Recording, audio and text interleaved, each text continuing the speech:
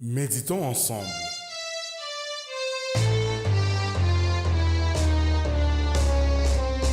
Bonjour et bienvenue dans Méditons ensemble.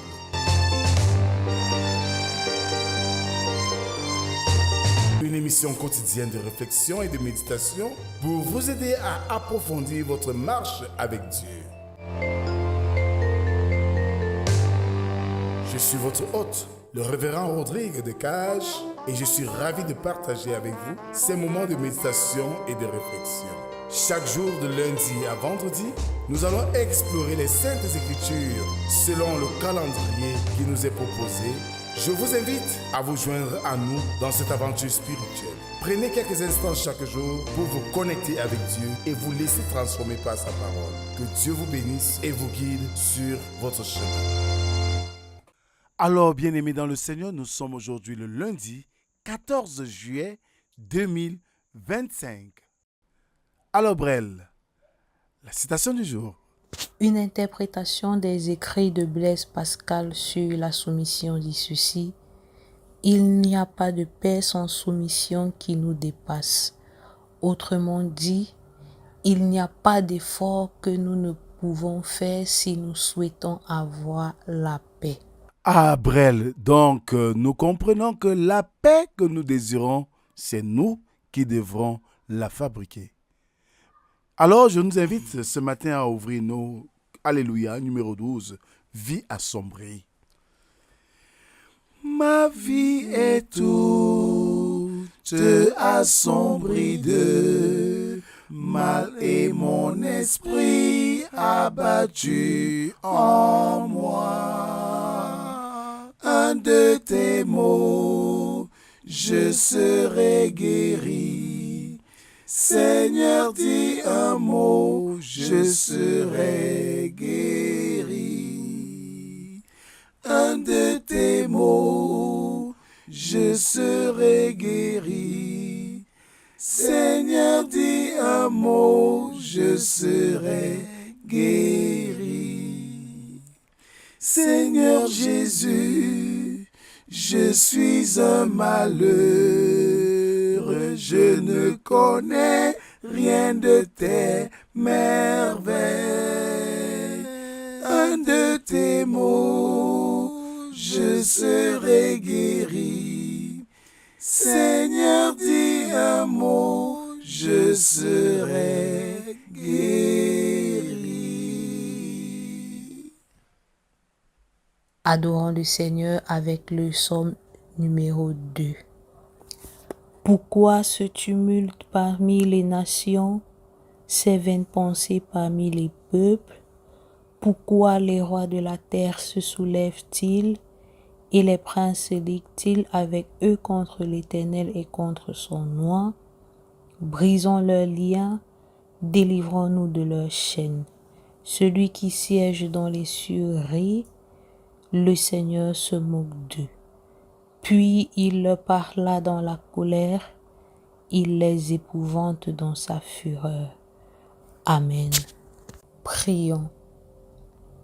Seigneur, fais taire nos cœurs, éloigne de nous toute distraction au moment où nous allons écouter ta parole. Amen. Ce matin, nous allons méditer dans le livre de Actes des Apôtres, chapitre 15, verset 36, puis Actes chapitre 16, du verset 1 au verset 5.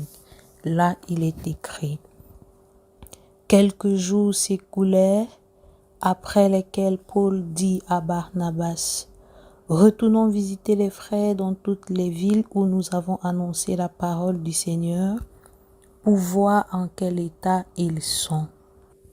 Barnabas voulait emmener aussi Jean, surnommé Marc.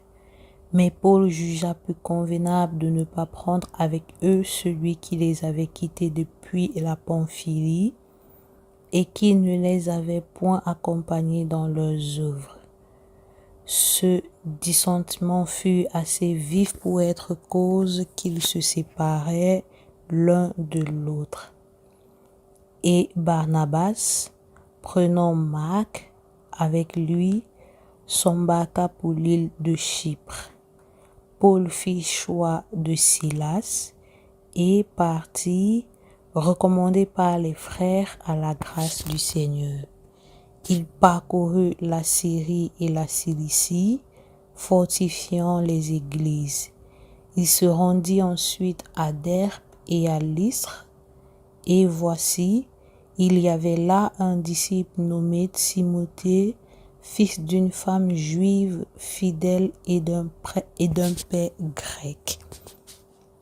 Les frères de Lystre et d'Icône rendaient de lui un bon témoignage.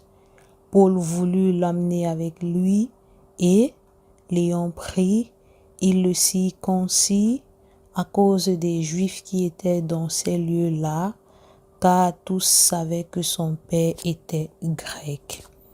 En passant par les villes, il recommandait aux frères d'observer les décisions des apôtres et des anciens de Jérusalem. Les églises se fortifiaient dans la foi et augmentaient en nombre de jour en jour. Amen. Bien-aimés frères et sœurs, ici nous est raconté une querelle privée entre deux ministres, entre deux serviteurs de Dieu, et pas des moindres. Paul et Barnabas, querelle qui cependant se termine bien. Barnabas a souhaité que son neveu Jean-Marc vienne avec eux. Nous devons nous méfier du fait qu'il est facile d'avoir de la partialité et nous devons éviter de mettre nos parentés trop en avant. Paul ne jugeait pas digne de l'honneur, ni apte à ce service. Celui qui les avait quittés, peut-être sans qu'il en ait été informé ou sans leur consentement. Aucun ne voulant céder, la seule solution était qu'ils se séparent. Nous voyons ici que les meilleurs des hommes ne sont pas que des hommes qui sont sujets aux mêmes passions que nous. Peut-être y avait-il des fautes des deux côtés. Comme c'est habituellement le cas dans de telles disputes, seul l'exemple de Christ est une copie sans aucune tache. Alors que la société et les hommes aujourd'hui, les ennemis de l'Évangile, développent des stratégies pour mettre en difficulté les serviteurs de Dieu, les oints de Dieu, en faisant ce que nous appelons en les cognant les têtes. Retenons une chose, nous ne travaillons pas pour nous, mais nous travaillons pour Dieu. Dieu n'a pas besoin de savoir qui travaille plus, mais il veut savoir qui est fidèle à lui. Ainsi donc, quels que soient les niveaux d'incompréhension dans le champ de mission, quelles que soient les oppositions d'idées, retenons que nous travaillons pour un même maître et lui seul encore, peut justifier chacun selon son engagement. Évitons, bien-aimés, de mettre dans ce qui est de Dieu le lien de parenté, parce que le plus important, c'est le résultat et non le lien que nous avons avec X ou Y. C'est ainsi que nous aurons une mission propre, se rapprochant à celle du Christ qui est sans tache, comme nous l'avons dit plus haut. Que le Seigneur bénisse en nous l'écoute de sa parole et surtout nous donne de la mettre en pratique. Amen. Merci Seigneur pour cette autre occasion que tu nous donnes en ce premier jour de la semaine, de comprendre les enjeux de la mission et les enjeux aussi de la famille dans la mission qui nous incombe. Donne-nous de rechercher l'excellence sans sentiment, en toute impartialité. Donne-nous, Seigneur, d'être fidèles à toi, sans toutefois tenir compte des conjectures ou alors des éventualités qui rôdent autour de nous, tendant à nous faire biaiser l'objectif de la mission. Voici une nouvelle semaine avec ses multiples défis. Nous te la confions, Seigneur. Sois avec nous, guide-nous. C'est au nom de Jésus-Christ, ton Fils, que nous t'avons ainsi prié, lui qui nous a appris à te dire: Notre Père qui es aux cieux, Que ton nom soit sanctifié, que ton règne vienne, que ta volonté soit faite sur la terre comme au ciel. Donne-nous aujourd'hui notre pain de ce jour. Pardonne nos offenses, comme nous pardonnons aussi à ceux qui nous ont offensés. Ne nous soumets pas en tentation, mais délivre-nous du mal, car c'est à toi qu'appartiennent le règne, la puissance et la gloire pour les siècles des siècles. Amen. Que le Seigneur qui nous a choisis dans la mission nous donne de lui rester fidèle, de ne pas travailler avec partialité, de ne pas choisir des personnes en fonction des sensibilités, mais de chercher ceux qui sont aptes selon la vision qu'il a et l'objet et le rendement qu'il attend de nous. Dans une société où ce sont les relations qui priment en tout, où on cherche en fonction des liens qui on va choisir à un poste quelconque, le Seigneur nous invite à travailler pour lui avec impartialité. Que la grâce, la paix et l'amour de Dieu soient et demeurent sur chacun d'entre nous, au nom du Père, du Fils et du Saint-Esprit, un seul Dieu éternellement béni. Amen. Bonne journée à tous, bon début de semaine et à demain si Dieu le veut. Shalom, shalom, shalom. Seigneur notre Dieu, merci pour ce réveil matinal et cette parole qui nous invite encore et nous interpelle ce matin à véritablement nous engager tout en marchant avec ceux qui, comme nous, aiment le Seigneur. Oui, Seigneur, dans un monde où les illusions et les influences de toutes sortes sont quotidiens, donne-nous de rester concentrés à l'essentiel, rester rivés à toi pour ne pas nous laisser détourner par ces vendeurs d'illusions. Seigneur, voici une journée nouvelle. Sois avec nous, guide-nous et protège-nous. Accompagne-nous dans tous les défis et les actions que nous aurons à poser. Protège-nous de tout danger et donne, Seigneur, à chacun de tes enfants de retrouver la force nécessaire face aux difficultés.